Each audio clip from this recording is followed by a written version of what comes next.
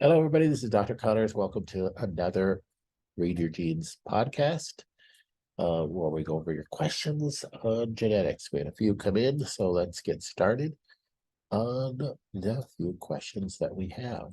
Remember, everybody, to be looking at the course. Watch as many of the videos as you can on the course. It's always your best way to get questions answered, but we're here to answer anything you have. Like this one, I'm trying to understand the gluten genes, so the HLA genes on your genetic workup.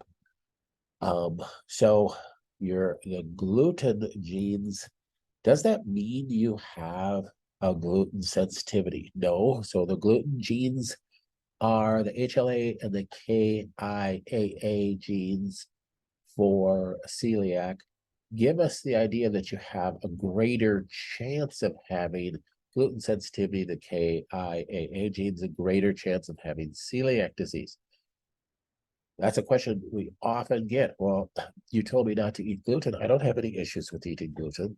Well, if you have a lot of defects on the HLA gene and or a lot of defects on the KIAA gene, and you're still eating gluten with no apparent symptoms, does not mean that you don't have hidden health conditions due to eating gluten. So we often think that a food sensitivity is tied directly to gut problems, stomach ache, a diarrhea, constipation, etc. after eating the food. First of all, gluten sensitivity is typically doesn't really show up for 16 hours after you eat the food. So, I mean, if you're eating gluten on a daily basis, you could have symptoms constantly, but it can be symptoms that are totally not gut related. So you do inflammation in the brain, cloudy thinking, early brain degeneration, early Alzheimer's disease, all been tied to gluten. So if you have the HLA genes or the KIAA genes, and I recommended you not to eat gluten, you really probably should adhere to that. Side note, even if you have no defects on the HLA genes and the KIAA genes, you could still have a gluten sensitivity. So do not think that just because you have perfect HLA genes and perfect KIAA genes that you don't still have gluten sensitivity. So the only way to know if you have a true gluten sensitivity is not through the genetic test, but doing a Cyrex panel. So you can run those through the course. You can run a Cyrex array 2, array 3X, and array 4, or do a full array 10, and that will give you full knowledge whether you have gluten sensitivity or not. The 2, 3X and the 4 are the best ones for that. And then any other food sensitivities on any other foods, the array 10 goes over 100 different foods, cooked and raw. And that's how you're really going to find out if you have sensitivities, not through genetics. If you have the HLA and the KIAA genes, defects on those genes, you should just be staying off of off of gluten no matter what, whether you have symptoms or not, whether you even have a sensitivity or not, because the chance of that causing problems is very high. How come the dairy gene is backwards? I think what this person means by this question is that the MCM6 gene is that's a gene for lactose, making lactase. So the sugar in dairy is lactose, and it's broken down by an enzyme called lactase. And the defects on the MCM6 gene actually increase your ability to produce lactase. So you have a lesser chance of having a lactose intolerance, inability to produce lactase, if you have those defects. Remember, some defects are, hereditarily hereditary changes that are for the better. This not very many, but this is one of those. Now, understand The MCM6 gene talks nothing about casein, which is the protein in dairy. It's the protein in dairy that you have sensitivities to. You may not make a lot of lactase, therefore you have lactose intolerance.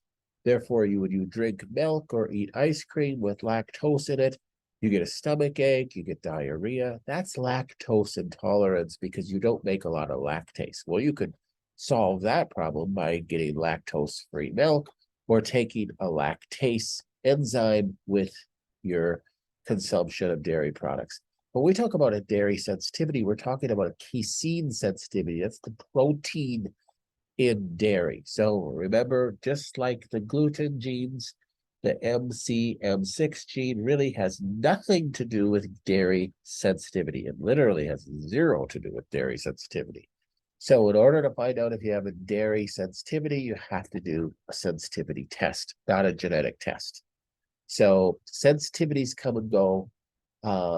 Antibodies to foods can come and go.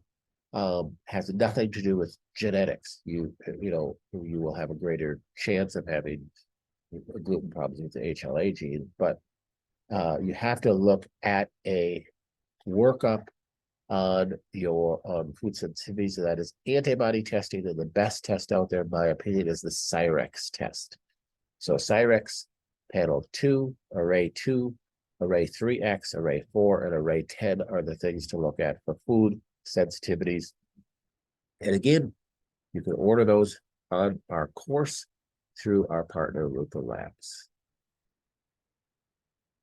And the last question of the day, the FUT genes. What should I do with lots of defects? If I have a lot of defects on the FUT genes, that's suggestive of issues that with your gut healing process.